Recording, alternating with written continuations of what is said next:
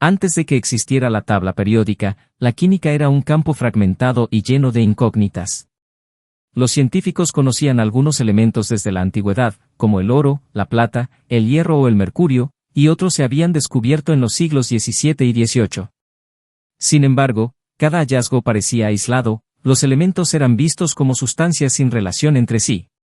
Cada intento por clasificarlos resultaba incompleto, algunos agrupaban los elementos por sus propiedades físicas, otros por su reactividad química, y algunos incluso por su apariencia o valor económico. A pesar de estas aproximaciones, no existía un sistema coherente que permitiera anticipar el comportamiento de los elementos, ni mucho menos predecir aquellos que aún no se habían descubierto. La química de la época estaba marcada por la experimentación, la observación empírica y el caos en la organización del conocimiento. Antoine Lavoisier dio un paso verdadero a finales del siglo XVIII, al definir lo que era un elemento químico y establecer una lista de aquellos conocidos en su tiempo, como las sustancias simples no metálicas que incluía la luz, el oxígeno y el azufre. Además, las sustancias simples metálicas, sustancias terrosas y de tipo gas. Algunos de estos elementos hoy sabemos que no son verdaderos elementos químicos, como cal, sílice, son compuestos, y que luz no son sustancias, sino formas de energía.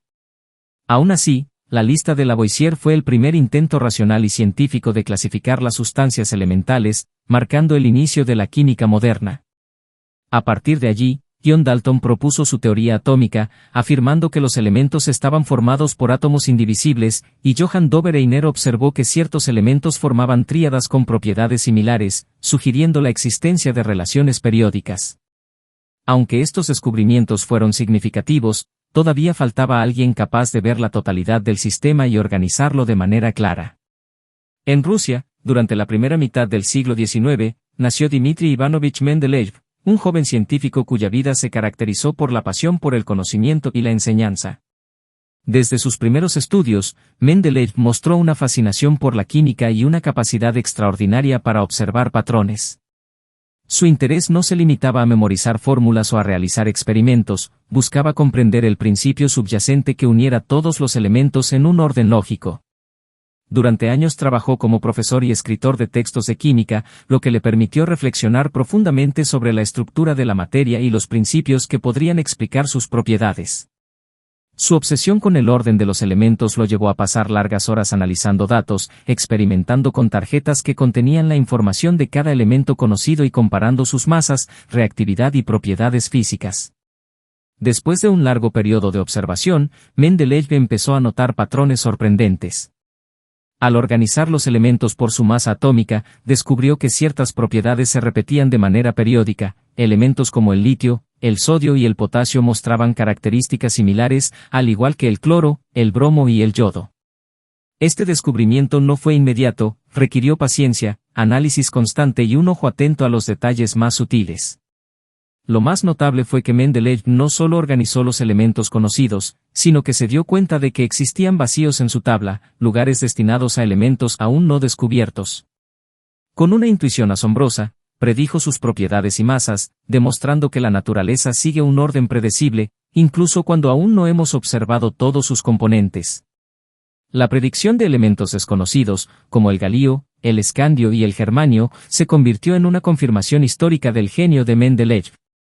Cuando los científicos descubrieron estos elementos, sus propiedades coincidían casi exactamente con las predicciones hechas años antes. Por primera vez, la química no solo explicaba lo que se conocía, sino que podía anticipar lo que aún no se había encontrado. La tabla periódica se convirtió así en un mapa de la materia, un lenguaje universal que permitió a los científicos organizar, estudiar y comprender la estructura de la materia de manera sistemática. A medida que avanzaba el tiempo, la tabla periódica evolucionó gracias a nuevos descubrimientos y al refinamiento de la teoría atómica. En el siglo XX, Henry Moseley reorganizó los elementos según su número atómico, en lugar de la masa, resolviendo inconsistencias que habían existido en la tabla original. Se incorporaron los gases nobles, los elementos de transición y los elementos sintéticos, ampliando el conocimiento humano sobre la materia.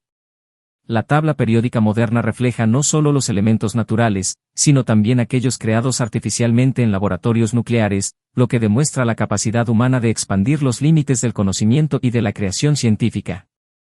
Más allá de su estructura y organización, la tabla periódica tiene un significado profundo en la vida cotidiana y en el desarrollo de la ciencia. Cada elemento tiene un papel esencial: el hidrógeno alimenta las estrellas y forma agua, el carbono es la base de toda vida conocida, el hierro es fundamental en la construcción y la industria, el uranio permitió avances en energía nuclear y los elementos más recientes, aunque inestables, representan la frontera del conocimiento humano.